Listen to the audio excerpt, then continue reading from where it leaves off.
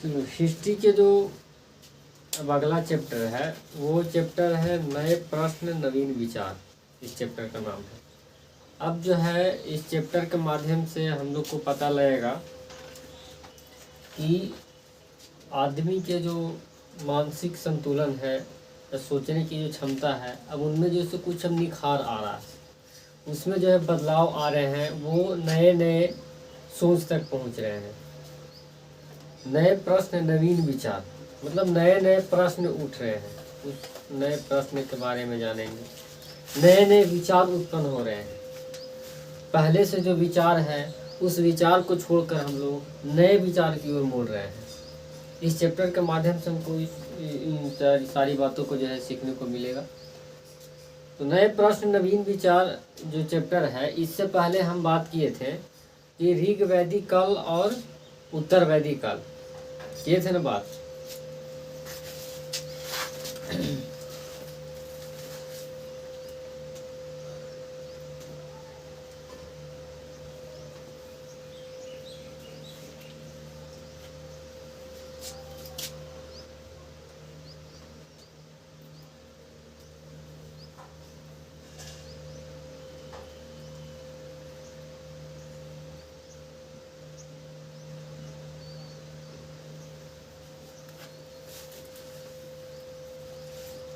ऋग वैदिक काल का हम स्रोत बताए थे कि वो केवल जो है से ऋग्वेद है।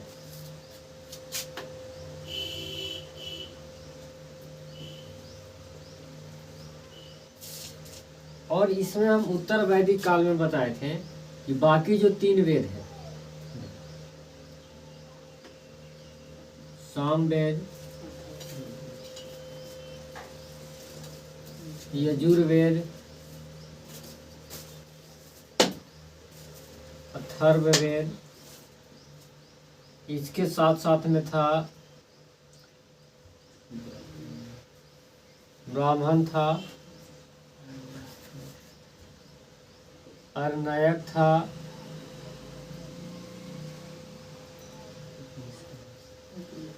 उपनिषद था। ठीक है, इन सारी बातों के हम बारे में जानकारी दिए थे। इसके साथ साथ में हम इस बात को भी हम बोले थे कि ऋग्वेद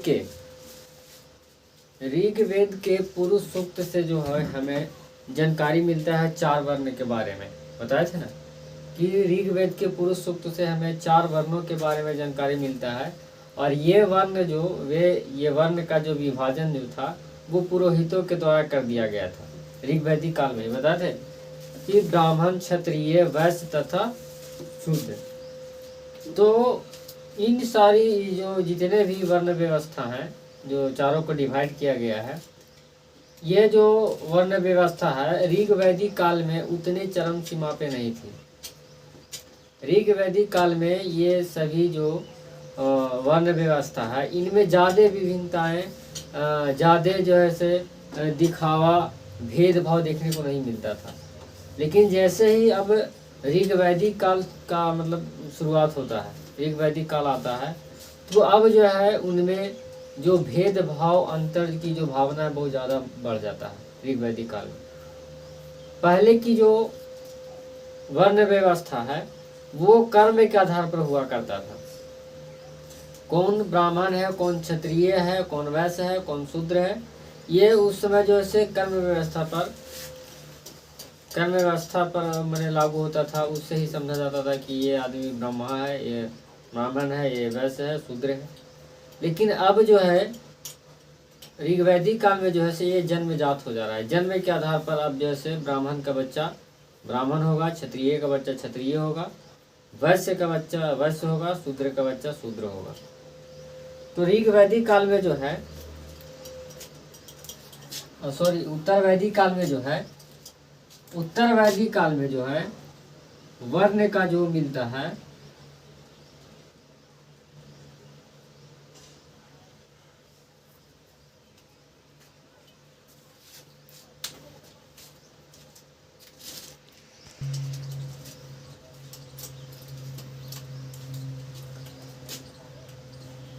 उत्तर वैदिक काल में जो है वर्णों का जो विभाजन है वो हो गया जन्म के आधार पर।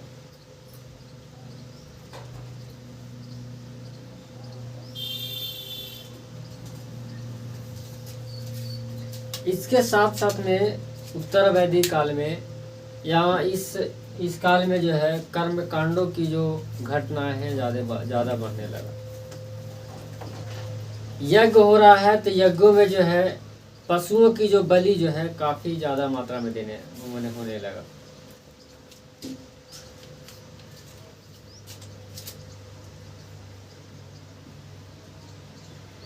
यज्ञ बलि दिया था।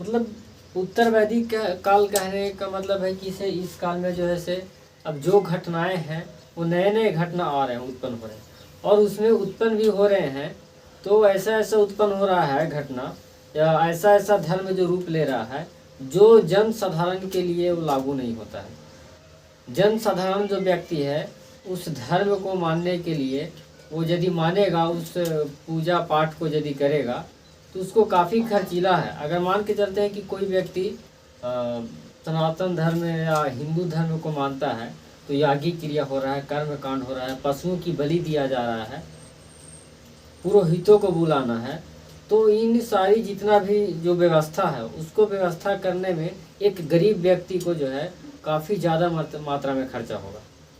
तो इसके लिए उसको तो बहुत ज़्यादा कठिनाइयाँ हो जाएगा।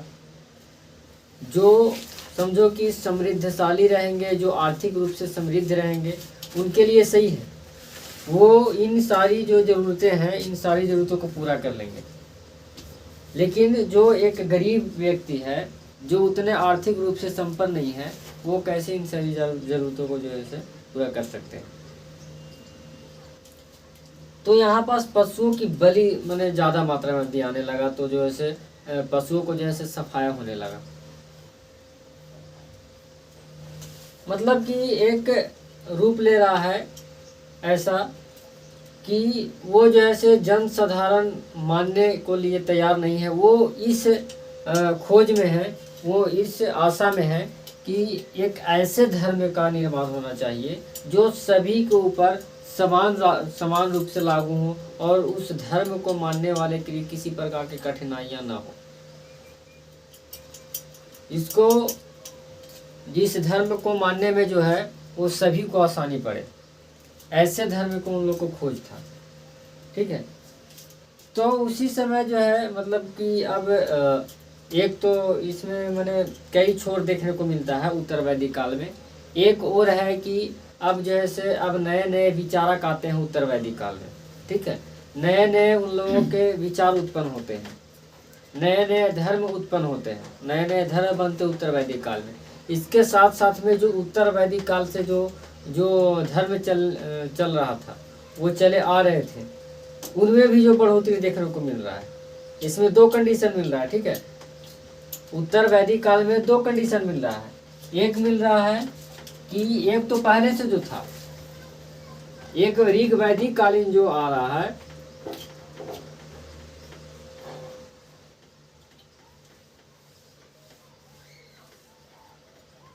ऋग वैदिक कालीन धर्म है वो आ रहा है, वो चलते आ रहा है। और दूसरा है कि नए धर्म आ रहे हैं, नए धर्म, नए विचार, ये सभी जो है नए नए आ रहे हैं। तो उत्तर वैदिक काल में दो कंडीशन देखने को मिलेगा। ऋग वैदिक कालीन धर्म आ रहा है जो कि ये भी जो है अपना रौद्र रूप ले रहा है। ये इतना जो है जन साधारण के लिए कठिन हो जा रहा है कि उसको मानने में जो है काफ़ी ज़्यादा कठिनाई हो रहा है जन साधारण को। ठीक है, और वही जो है राजा महाराजा जो समृद्धशाली हैं इसको जो है इस धर्म को और बढ़ चढ़ कर फॉलो कर रहे हैं। जैसे बताएं कि कर्मकांड, पशुओं को बलि देना, आहुति देना, ये काफ़ी ज़्यादा मात्रा में बढ़ जा रहा है। एक और ये बढ़ रहा है और एक और जैसे नए जो जन साधारण हैं उनके लिए ये वो जैसे इस खोज में है कि हमारे लिए ऐसे धर्म का माने कि गठन होना चाहिए, ऐसे नए धर्म का उत्पन्न होना चाहिए जो सभी के लिए मतलब हमें मानने में आसानी हो। ठीक है, तो नए विचार, नए धर्म आ रहे हैं, तो इसमें दोनों को देखने को मिलेगा।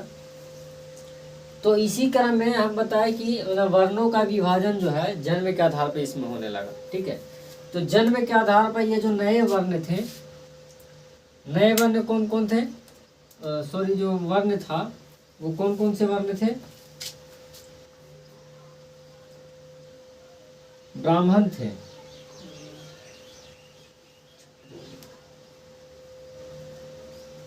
क्षत्रिय, वैश्य और शूद्र, ये चार थे। ठीक है, ब्राह्मण, क्षत्रिय, वैश्य, शूद्र।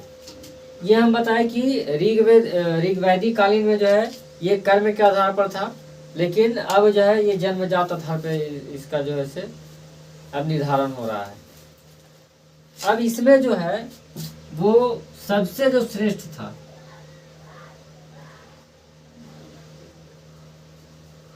सबसे जो श्रेष्ठ था वो था ब्राह्मण। ब्राह्मण जो वर्ण था सबसे श्रेष्ठ वर्ण था। ठीक है, ऐसे यदि बात करेंगे कि मतलब कि श्रेष्ठ के रूप में, तो श्रेष्ठ के रूप में ब्राह्मण के साथ साथ जो क्षत्रिय हैं, तो क्षत्रिय भी आते थे।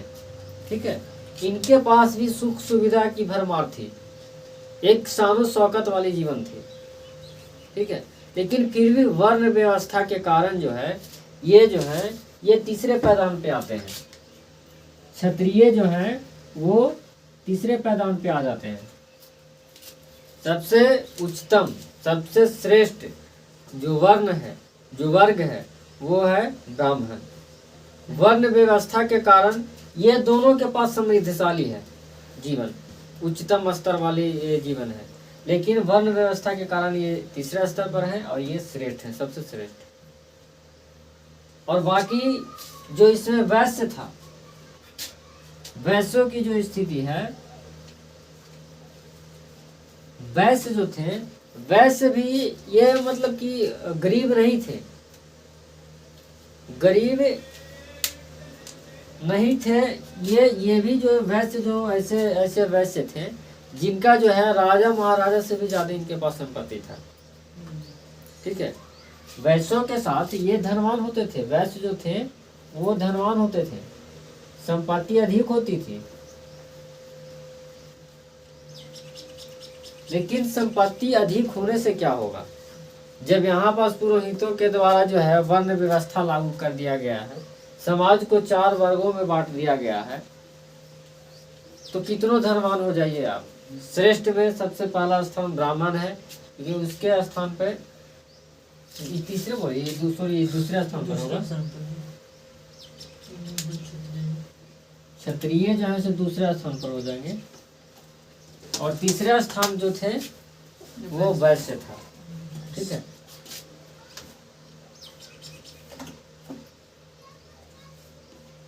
तीसरा स्थान।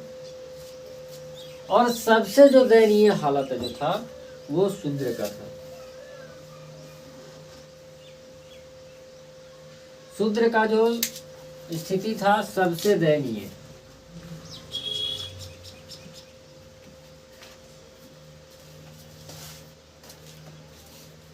ठीक है, सबसे निचला जो पैदान था वो शूद्र था।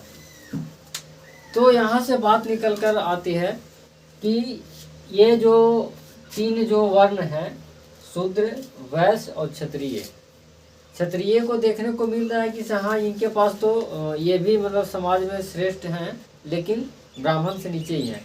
इसलिए जो है ये तीनों का ये विचार था, ये तीनों मतलब वर्णों का, क्षत्रिय, वैश्य और शूद्र का, कि हमें जो है मतलब कि वर्णों में समानता होनी चाहिए। आखिर ब्राह्मण को ही ये सबसे श्रेष्ठ क्यों माना जाए। ठीक है, ये तीनों जैसे अपने समान अधिकार के लिए, अपने समानता के लिए, मैंने ये इनके अंदर चाहत थी तीनों को, क्षत्रिय को भी, वैश्य को भी, शूद्र को भी।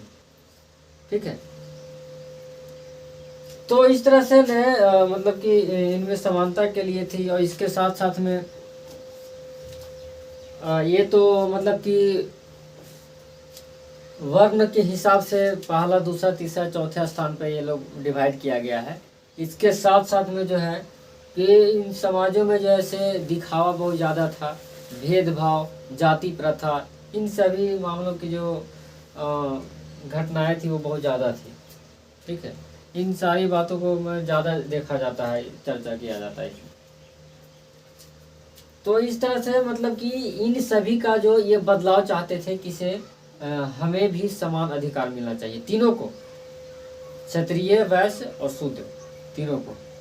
ठीक है, तो अभी जो है फिलहाल इसको मतलब कि लिख लो, फिर उसके बाद हम बताते हैं कि इसके साथ साथ में जैसे अब जो है यही तीनों को मतलब समान विचार, मतलब समान अधिकार के लिए जो है अब नए नए प्रश्न उत्पन्न होते हैं, नए नए विचार आते हैं। ठीक है, तो जिससे कि अब जैसे नए धर्म का उत्पन्न होता है।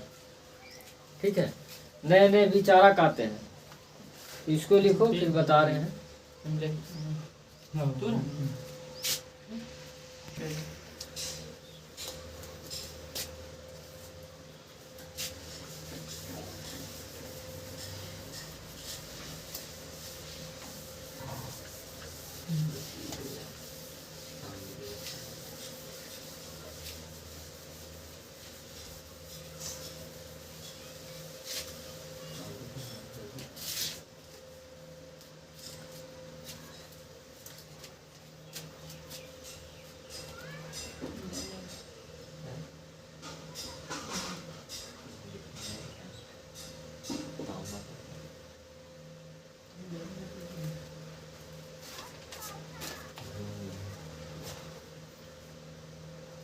ऋग्वैदिक काल का जो काल निर्धारण किया गया है वो 1000 से लेकर 600 ईसा पूर्व तक। हाँ, उत्तर वैदिक काल का। तो इसमें हम बताए कि अब जो ऋग्वैदिक कालीन जो धर्म है वो उत्तर वैदिक कालीन काल में जब आता है तो काफ़ी हाई फाई हो जाता है वो धर्म। ठीक है, जिससे बाकी जो जनसाधारण समूह है उनको मानने में, उस धर्म को फॉलो करने में जैसे काफ़ी ज़्यादा कठिनाई होती है। इसलिए जैसे वो चाहते हैं नए धर्म का आगमन हो, एक ऐसा धर्म जो सभी जन समूहों को मानने में किसी प्रकार की दिक्कत ना हो। वो एक ऐसा धर्म होना चाहिए जिसका नियम, कायदे, कानून जो है से आसान हो, सरल हो। ठीक है, तो वैसे धर्म को ये खोज रहे थे ये लोग। तो इसी समय मतलब कि एक तो ऋग्वैदिक कालीन धर्म चल रहा है, काफ़ी हाई स्तर पे चल रहा है, और दूसरी ओर अब जो है इसी समय मतलब कि अभी उत्तर वैदिक काल का जो काल निर्धारण है वो 1000 से 600 ईसा पूर्व। ठीक है, तो 600 ईसा पूर्व के लगभग ही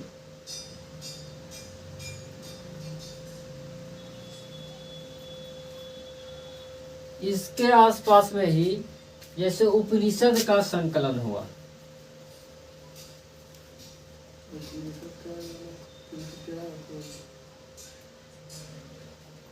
उपनिषद का संकलन मतलब कि उपनिषद का निर्माण मतलब कि रचना हुआ।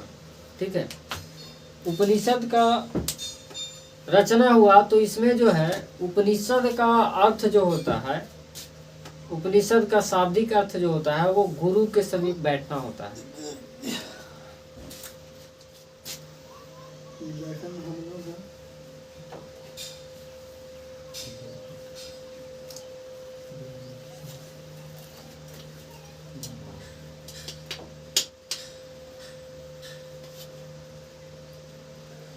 गुरु के समीप बैठना। ठीक है, जी, समीप मतलब साथ में है। समीप मतलब नजदीक, निकट। ठीक है, गुरु के पास। तो उपनिषद का संकलन मतलब एक तरह से उपनिषद का जो अर्थ है शाब्दिक का, तो गुरु के समीप बैठना है। इसमें जो है उपनिषद में जो है कठिन विषयों पर चर्चा मिलता है।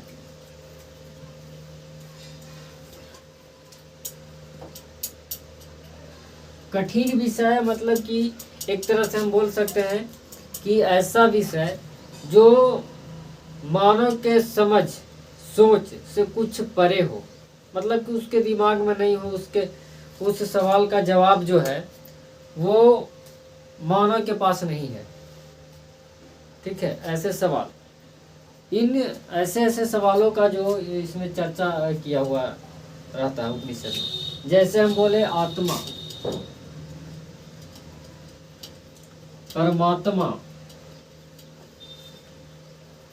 ठीक है, इन सारी आत्मा क्या है, परमात्मा क्या है ना, इन सारी बातों को जैसे चर्चा मिलता है उपनिषद में।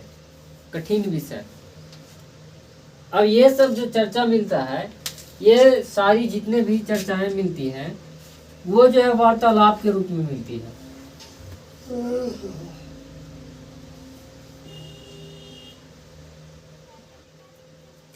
उपनिषद से हमें जो ज्ञान प्राप्त होता है वो कठिन विषयों पर, ठीक है, और ये जो इसमें जो जितना भी चर्चा मिलता है वो वार्तालाप के रूप में है। वार्तालाप कहने का मतलब कि एक दूसरे से वार्तालाप, ठीक है, सवाल जवाब के हिसाब में मिलता है। जैसे बात करेंगे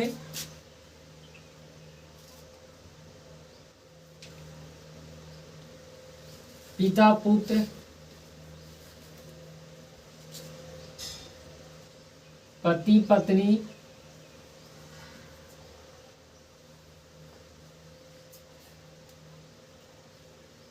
गुरु शिष्य एवं जन साधारण बोल सकते हैं। ठीक है, जन साधारण के बीच में मतलब वार्तालाप के रूप में मिलता है ये जानकारी। पिता पुत्र मतलब कहने का मतलब कि पुत्र जो है सो पिता से क्वेश्चन करता है, सवाल जवाब करता है। पत्नी पति माने एक दूसरे के सवाल जवाब करते हैं। गुरु शिष्य, गुरु जो है शिष्य के शिक्षा देते वक्त ये सब चर्चा होता है। एवं जन साधारण, ठीक है, तो ये सब जितने भी चर्चाएं हैं वो मतलब वार्तालाप के रूप में है। तो उपनिषद से एक उपनिषद जो था, तो उपनिषद जो है उन जो सारी जो मतलब कि धर्म था पहले से चलते आ रहे हैं, तो उपनिषद के कारण जो इसके जो नए नए विचार उत्पन्न हो रहे हैं, तो उसके साथ साथ ये उपनिषद के विचार के कारण जो है सो वो धर्म में जो गरीब गुरुआ जो लोग हैं, जो जन साधारण जो लोग हैं, इस उपनिषद को देखते हुए, इस उपनिषद को विचार को समझते हुए उस धर्म को मानने वाले जो जनसंख्या था उसके अब कमी अब होने लगा। ठीक है, उसमें जो है अब कमी होने लगा, और कमी होने के साथ साथ में एक और कमी हो रहा है तो एक और बढ़ोतरी हो रहा है। ठीक है, एक और कुछ जो जितने जो ज्ञान लिए हैं वो उनमें जैसे कमी हो रहा है उस धर्म को मानने वाले में ऋग्वैदिक कालीन, और कहीं कहीं मतलब कि और एक और जैसे वृद्धि हो रहा है। ठीक है, तो ठीक इसी प्रकार से अब जो है उन वो जो अथी है, वो जो धर्म है जिसका मतलब ऋग्वैदिक कालीन धर्म है, जो कि अब उनमें जो बढ़ोतरी होते जा रहा है, तो उनसे तो मतलब कि हम बताएं कि वो जो धर्म है उससे जो है छुटकारा पाना चाहते हैं लोग। तो उसी समय नए नए विचारक आए, मतलब इसी के समय 600 ईसा के पूर्व मतलब लगभग ही अब नए नए विचारक उत्पन्न होते हैं, आते हैं, उनका आगमन होता है।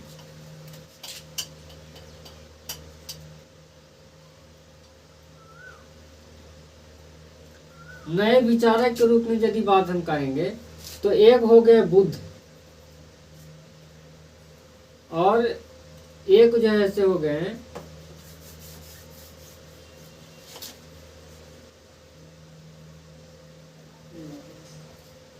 महावीर। ठीक है, तो ये सब जो है खास करके ये जो मतलब कि 600 ईसा पूर्व के लगभग में जो है ये नए नए विचारक का आगमन हुआ। ठीक है, अब इनके मन में जो है नए नए विचार उत्पन्न हो रहे हैं, नए प्रश्न आ रहे हैं। बुद्ध के बारे में जैसे इन लोग के बारे में जानना है हमें। ठीक है, 600 ईसा के पूर्व में नए विचारक आए, तो इन दोनों विचारक के बारे में हमको जानकारी लेना है। भगवान बुद्ध के बारे में जानकारी लेना है, भगवान महावीर जी के बारे में हमको जानकारी लेना है। तो बुद्ध जो व्यक्ति हैं, ये वैसे एक आम लोगों की तरह या आम जो बालक है, आम बालक की तरह ये बालक नहीं थे। ये जो एक बालक थे, जैसे आम बालक कहने का मतलब है कि अधिकतर बालक जो ऐसे होते हैं, अधिकतर बच्चे ऐसे होते हैं कि उनको जैसे खेलने कूदने में काफ़ी ज़्यादा शौक होता है, ठीक है। पढ़ाई में मन कम लगता है, सोचने समझने में मन कम लगता है, लेकिन कहीं अगर खेलने कूदने का बात आ जाए तो तुरंत ही जो है तो घर से निकल के तुरंत ही बाहर चला जाता है खेलने के लिए। तो बुद्ध जो थे ये काफ़ी शुरुआती दौर से ही काफ़ी चिंतनशील थे।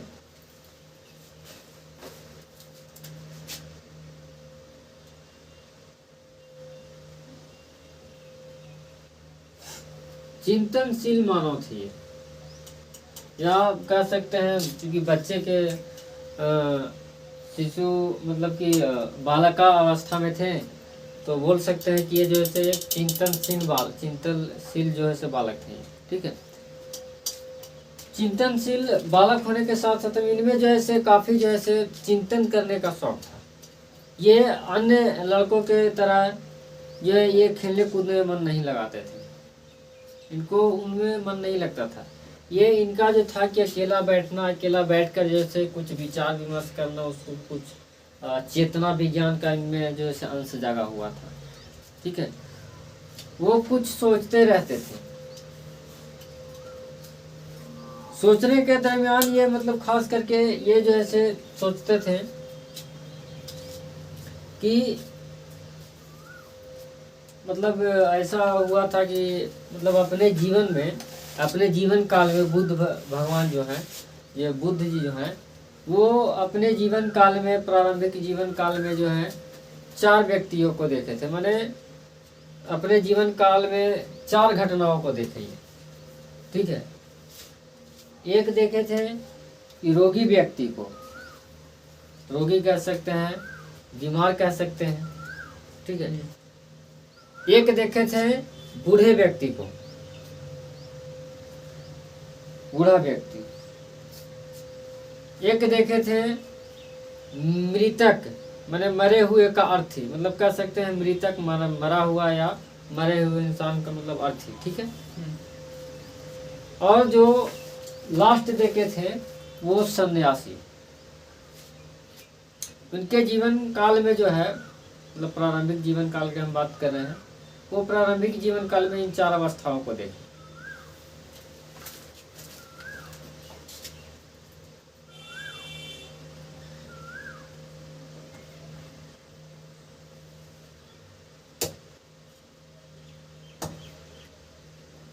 चार अवस्था देखी। एक जो है से रोगी या बोल सकते हैं बीमार व्यक्ति, दूसरा देखें बूढ़ा व्यक्ति,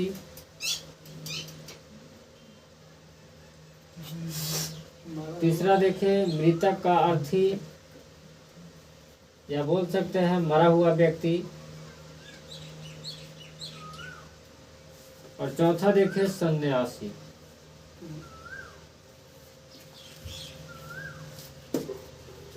अब जो है ये 4 अवस्थाओं को देखें तो इनसे अब जो है नए नए प्रश्न उत्पन्न होते हैं कि आखिर जो है से मतलब कि आदमी जो है रोगी, एक बीमार क्यों हो रहा है। इस धरती पे जन्म लिया है तो जन्म लेने के दौरान कोई व्यक्ति को देख रहे हैं कि बीमार है, रोगिया। कोई देख रहे हैं कि व्यक्ति बूढ़ा हो जा रहा है, कि बूढ़ा क्यों हो रहा है। फिर देख रहे हैं कि वो व्यक्ति बूढ़ा होने के साथ में एक दिन उसके जीवन काल में ऐसा आता है कि उसका जीवन काल समाप्त हो जाता है, मर जाता है। मर जाता है तो उसका बाकी जो संपत्ति, वो जो जिस संपत्ति के लिए जी रहा था, वो अपने जो संपत्ति है उसको संपत्ति में और बढ़ोतरी चाह रहा था, उसका संपत्ति को अब क्या हुआ। आखिर वो संपत्ति अर्जित करने के लिए बहुत मतलब अग्रसर था, वो अपने संपत्ति को बनाने में काफ़ी मतलब कि उसको दिलचस्पी था, लेकिन वही संपत्ति को एक दिन छोड़ के चला जा रहा है। और चौथा जो देखें मतलब सन्यासी, जिसको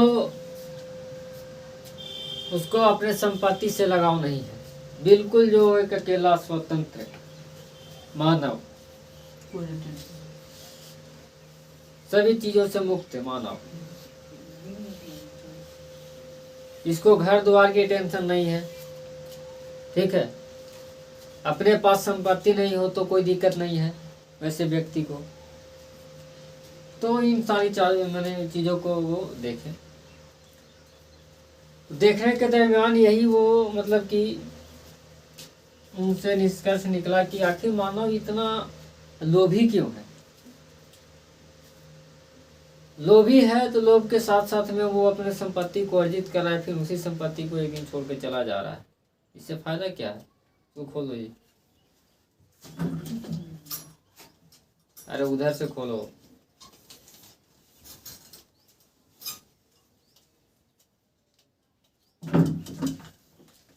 ठीक है, तो इन सभी बातों से मतलब कि चिंतन करते करते हुए वो जो है से ये, चूंकि इनके मन में जो है नए नए प्रश्न उठ रहे हैं, नवीन विचार उत्पन्न हो रहे हैं, इसके लिए जैसे ये भगवान बुद्ध जो है से कई गुरुओं आचार्यों से शिक्षा भी ग्रहण की।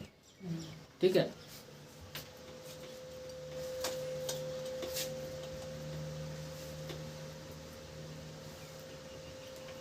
आचार्यों मतलब कि कोश कह सकते हैं गुरु। ठीक है, कई गुरुओं से जो है से यह शिक्षा भी ग्रहण की।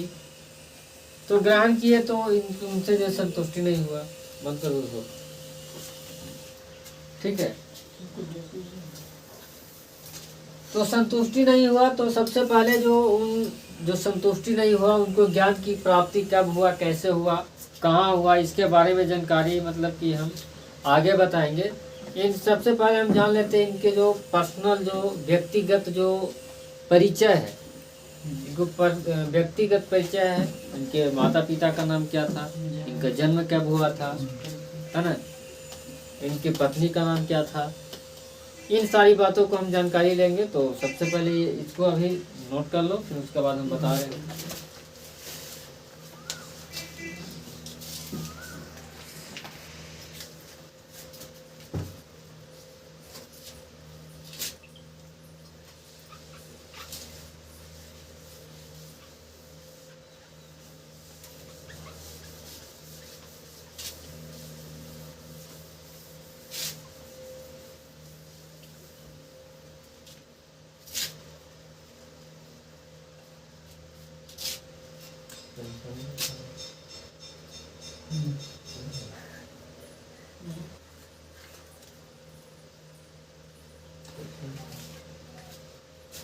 चलो तो हम जानते हैं बुद्ध भगवान जी के बारे में।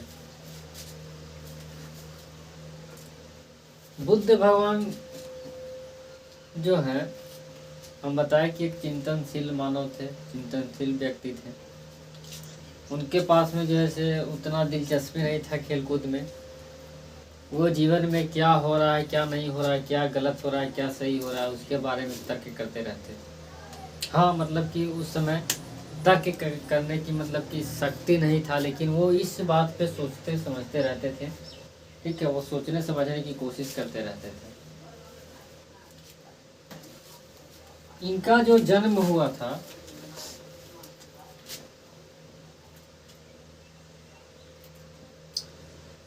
563 ईसा पूर्व।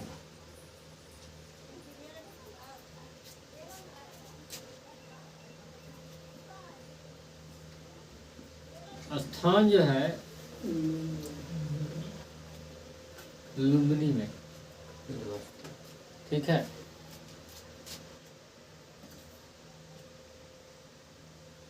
कपिल वस्तु के नेपाल की तराई में।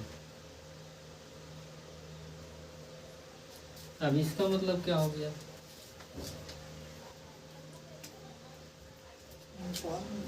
जन्म स्थान जैसे देखो, जैसे हम लोग एड्रेस लिखते हैं, सबसे पहले अपना गांव लिखते हैं, जिस जगह पे अपना मतलब जन्म स्थान है उसका नाम लिखा जाता है।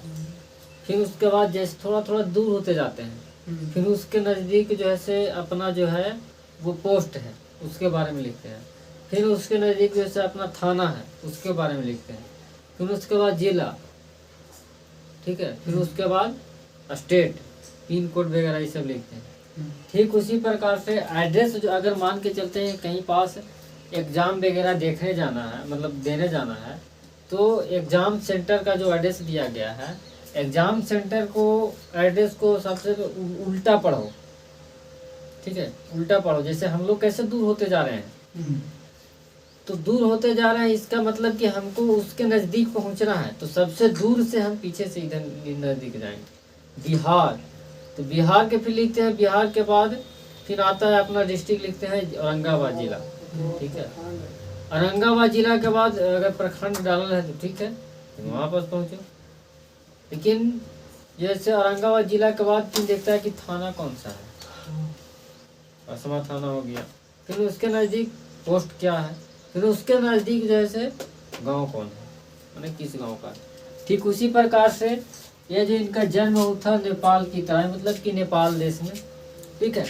नेपाल के कपिल वस्तु, ठीक है, एक मतलब बोल सकते हैं कि ये जिला हो चाहे जो हो वहाँ पास। और कपिल वस्तु के जो मुख्य जो इनका जो जन्म स्थान वो लुबनी में, ठीक है। तो ये लुबनी में इनका जन्म हुआ था 563 ईसा पूर्व। इनके जो पिता हुए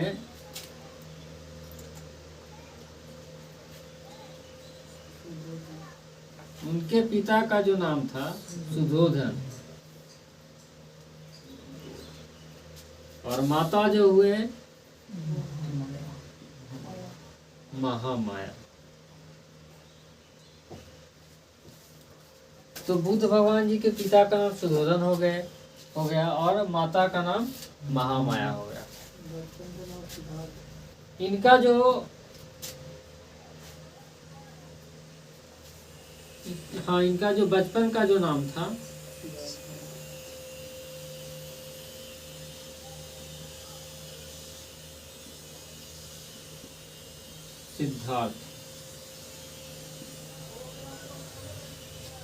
सिद्धार्थ, मतलब कि ये जो है से हम बुद्ध, जो बुद्ध बोल रहे हैं, बुद्ध बोलने के पहले से इनका जो नाम था बुद्ध के रूप में नहीं प्रचलित है, ठीक है। इनका जो नाम था वो सिद्धार्थ था, ठीक है।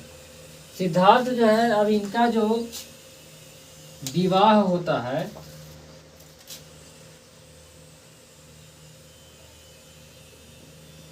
यशोधरा से,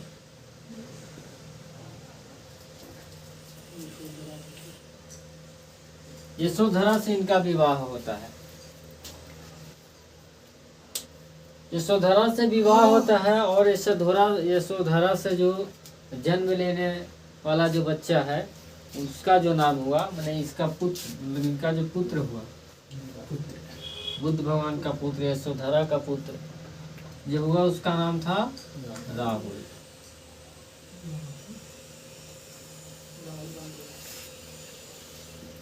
ठीक है। तो इस तरह से मतलब कि इनका बचपन का जो नाम था वो सिद्धार्थ था और इनके पुत्र जो हुए उसका नाम हुआ राहुल।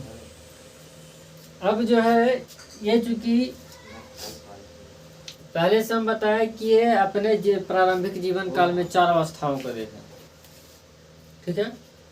एक देखें रोगी या मतलब बीमार व्यक्ति को, बूढ़ा और मृतक की अर्थी या मृतक व्यक्ति को, और चौथा जो है सन्यासी को। तो उनसे जो उठने वाले जो प्रश्न हैं उसको जानने के लिए हम बताए कि कई आचार्यों के पास गए, मतलब कि अपने ज्ञान की शिक्षा प्राप्त करने के लिए कई आचार्यों के पास गए, उनसे शिक्षा ग्रहण की, लेकिन फिर भी जो है सो उनको संतुष्टि नहीं हुआ।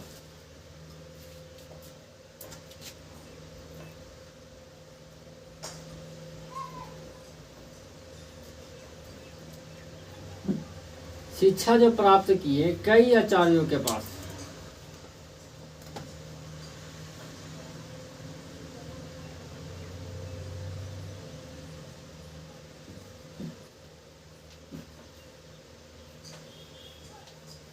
लेकिन जो है से संतुष्ट नहीं हुए।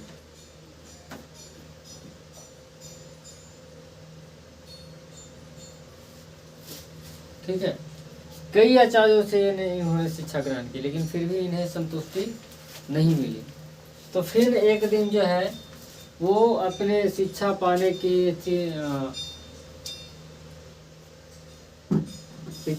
की होड़ में जो है से अगले दिन जो है मतलब कि वो निकल जाते हैं अपने घोड़े पर शिक्षा प्राप्ति के लिए, और फिर जाकर एक जो पीपल का जो वृक्ष है,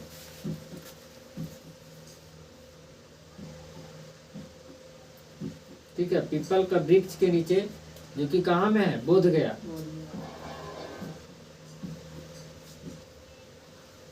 उसके किनारे जो है से उसके मतलब ये नीचे जो है से बैठ जाते हैं तपस्या करने के लिए। तो बैठने के दरमियान ये जो है से इनका जो तपस्या जो चलता है वो 6 वर्षों तक चलता है। ठीक है, 6 वर्षों तक ये तपस्या कर रहे हैं, अपने ज्ञान की प्राप्ति की होड़ में लगे हुए हैं। ठीक है, वो ध्यान मग्न हुए हैं 6 वर्षों तक। और तब जाके जो है से एक दिन वहाँ के जो रहने वाले जो औरतें हैं, ठीक है, स्त्रियां हैं, उस पीपल वृक्ष के नज़दीक से गुजर रही थी।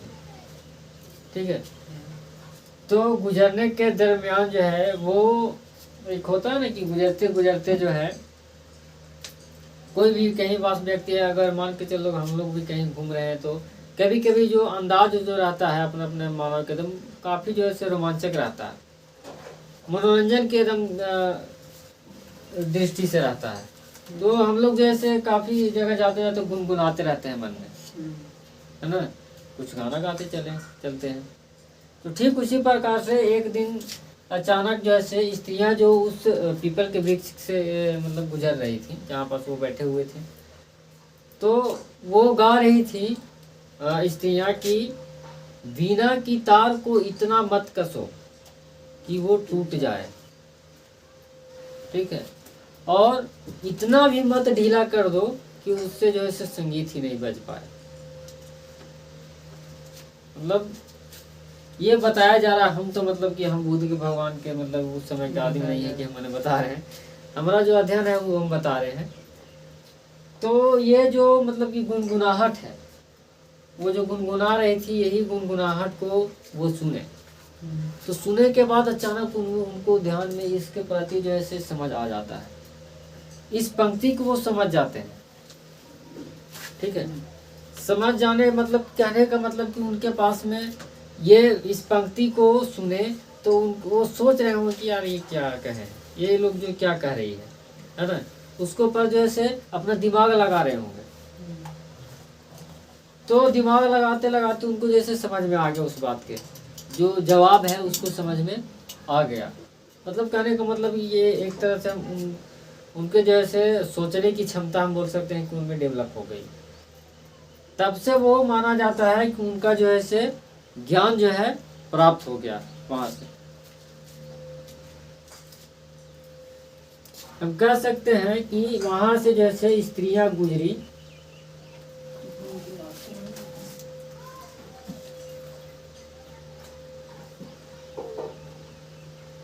अब गुजरी मतलब कि मतलब मृत्यु मत कह देना। ठीक है, यहाँ पे लिख देते हैं गाते हुए। स्त्रियां गुजरी तो वो गुनगुनाहट था।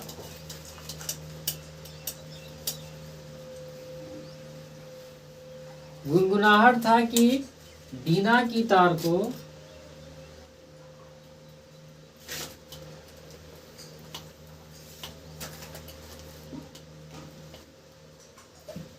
इतना मत कसो कि वह टूट जाए,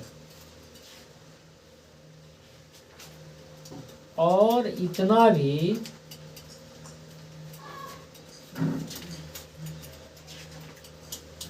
ढीला मत करो कि संगीत ही न निकल पाए।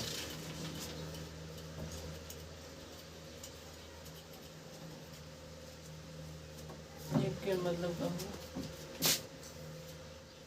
अब इसी जो पंक्ति है, इसी पंक्ति से उनमें जो है ज्ञान का जागरूक होता है, ज्ञान जग जाता है।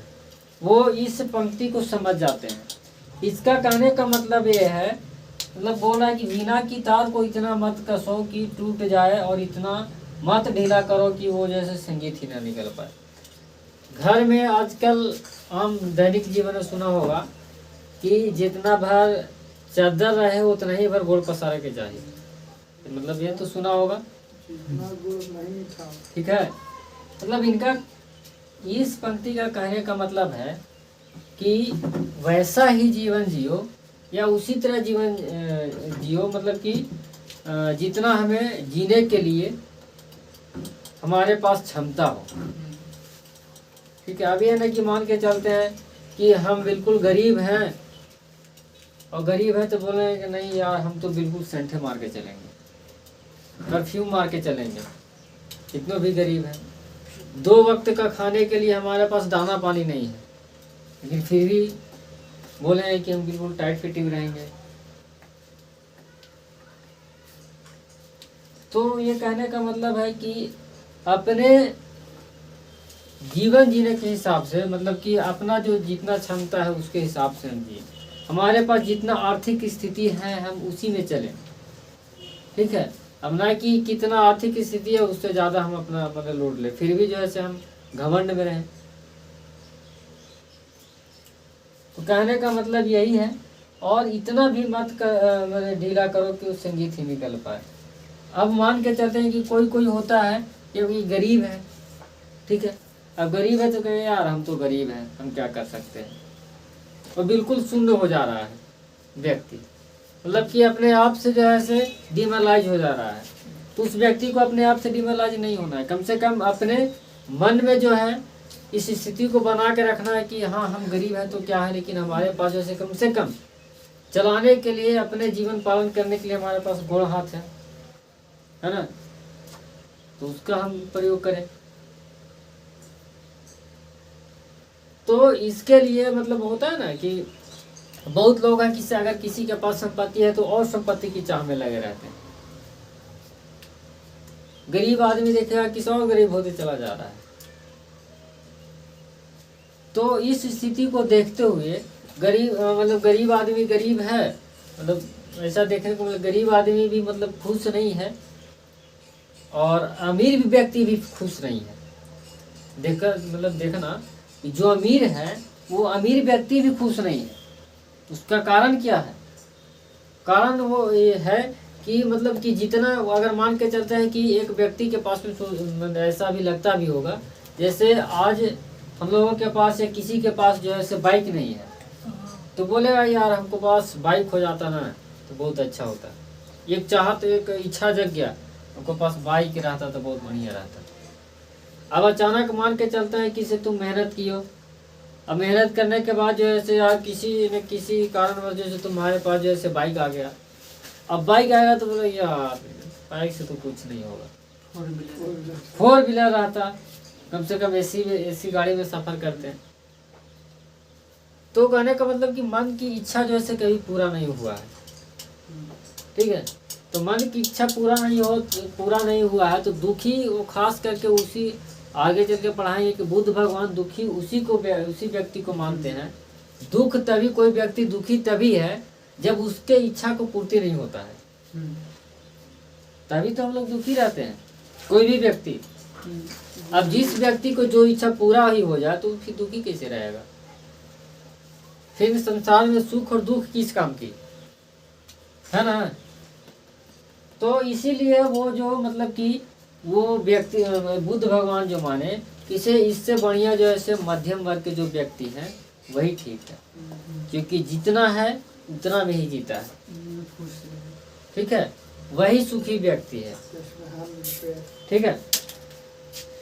तो इस तरह से अब जो है मतलब कि इस बात से यही जो पॉइंट है, यही जो पंक्ति है, यहीं से जो है अब उनमें जो है तार्किक करने की क्षमता जागा उनके पास समझ आया, उसके पास सोचने की क्षमता जागा। ठीक है, तो यहाँ से यह बुद्ध भगवान का मतलब कि ज्ञान की प्राप्ति होता है। अब ज्ञान की प्राप्ति होता है तब से वो जो है सो बुद्ध के नाम से जाने जाते हैं। ज्ञान ठीक है। प्राप्त होने के बाद हाँ, ज्ञान प्राप्ति होने के बाद जो है वो बुद्ध के नाम से जाने जाते हैं। ठीक है, तो बुद्ध के नाम से जाने जाते हैं। अब बुद्ध के नाम से जाने जाते हैं तो अब जैसे अपने माध्यम से ही, चूंकि ये देख रहे थे 4 अवस्था को देखें। ठीक है, 4 अवस्था में इसके साथ साथ में उत्तर वैदिक काल में जैसे कई तरह के धर्म भी चल रहे थे, जो कि ऋग वैदिक कालीन धर्म बताएं, तो उनमें जो है काफ़ी भेदभाव भी था उस धर्म में। तो ये अपने माध्यम से जो है अपना धर्म बनाए। ठीक है, धर्म बनाए मतलब कि इनका जो एक समझो कि धर्म बनाने का मतलब कि ये एक इनका धर्म बनाने का उद्देश्य अपना एक जैसे एक विचार लिए तो उस विचार के तहत जो है अपने विचार को मतलब कि वो कई जगह प्रकट किए धर्म के हिसाब से। तो प्रकट किए तो जो पहला जो प्रकट करते हैं अपने विचार को, जिसको हम बोलते हैं कि प्रथम उपदेश।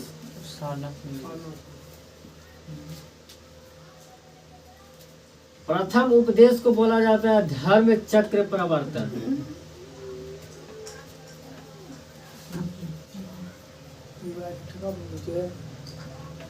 ठीक है, धर्म चक्र प्रवर्तन मतलब कि उनके अंदर जो सोचने की क्षमता जागा, वो जिस नियम को फॉलो कर रहे थे उस नियम में वो अपने माध्यम से जो जिस धर्म को मानना चाहते थे वो जिस धर्म को अपनाए, उस धर्म के बारे में विचार मतलब कि रखें, उस जगह पे अपना उपदेश दिए। उस घटना को बोला जाता है धर्म चक्र प्रवर्तन। ठीक है, तो ये जो है से दिया गया था हाँ सारनाथ में। हाँ, ठीक है, तो सारनाथ में ये जो मतलब ये पूछता है कि धर्म चक्र प्रवर्तन क्या, तो बुद्ध भगवान के द्वारा जो दिया गया जो पहला उपदेश है, जो उपदेश देने की जो घटना है, ठीक है, हाँ, वही जो है धर्म चक्र प्रवर्तन कहलाता है। अब धर्म चक्र प्रवर्तन इसके पीछे मतलब कि इस वर्ड रखने के पीछे तो कुछ होगा, मैंने बात होगी। धर्म चक्र प्रवर्तन, अब जो है सोचो कि वो इस बात को याद रखना, मतलब जो बोल रहे हैं उसको थोड़ा समझना। धर्म चक्र प्रवर्तन शब्द देने का पीछे कारण होगा क्योंकि वो जो है एक नए विचारक हैं, उनके मन में जो है नए विचार उत्पन्न हुए हैं।